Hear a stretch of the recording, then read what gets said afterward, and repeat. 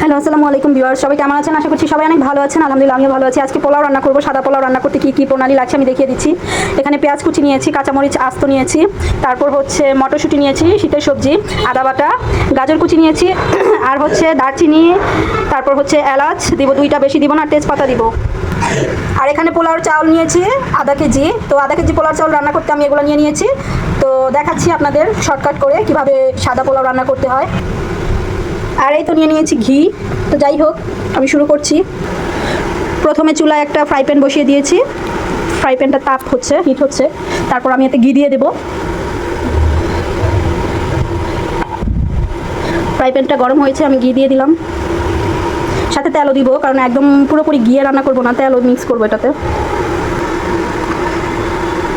তেলও দিয়ে দিচ্ছি সাথে।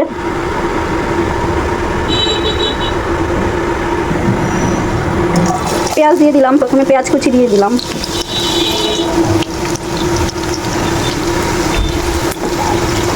নেড়ে চেড়ে দিচ্ছি প্রথমে।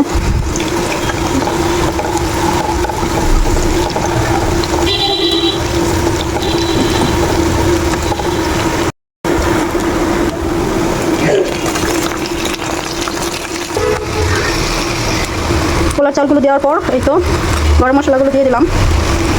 এখন একটু নাড়বো চাড়বো।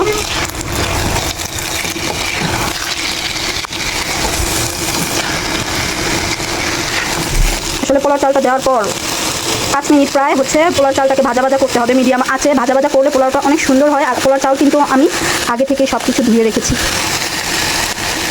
পোলার চাল আগে থেকে ধুয়ে রাখলে আসলে পোলার দানাগুলো বড় বড় হয়, দেখতে সুন্দর লাগে।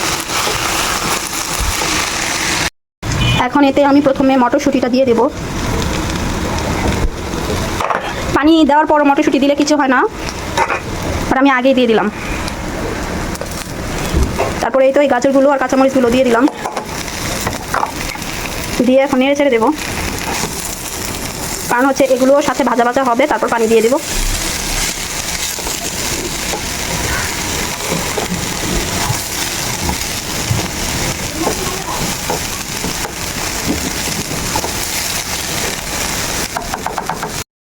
তো যাই হোক, আমার সবজি পোলাওটা আসলে ভাজা ভাজা হয়ে গিয়েছে। আমি এখন এটাতে গরম পানি দিয়ে দিচ্ছি পরিমাণ মতো।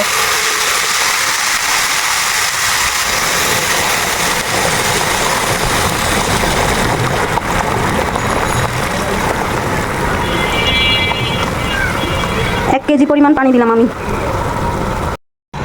পরিমাণ মতো লবণ দিয়ে দিচ্ছি। আদা বাটা দিয়ে দিচ্ছি পরিমাণ মতো। এখন ঢেকে দিব।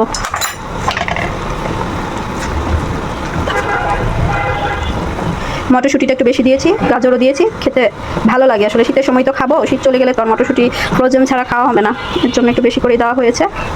এখন একটা ঢেকে দিব।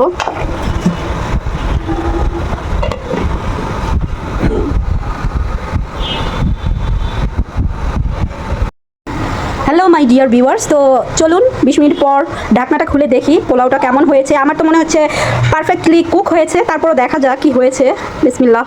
ওয়াও, মাশাআল্লাহ, দেখেন কি পারফেক্টলি হয়েছে। মানে যেমন তার কালার, সেরকম হচ্ছে রাইসগুলা, সব কিছু পারফেক্টলি হয়েছে। এটা আর বলার ভাষা রাখে না। তারপর আমি আপনাদের উল্টিয়ে মানে একটু নেড়ে দেখাচ্ছি।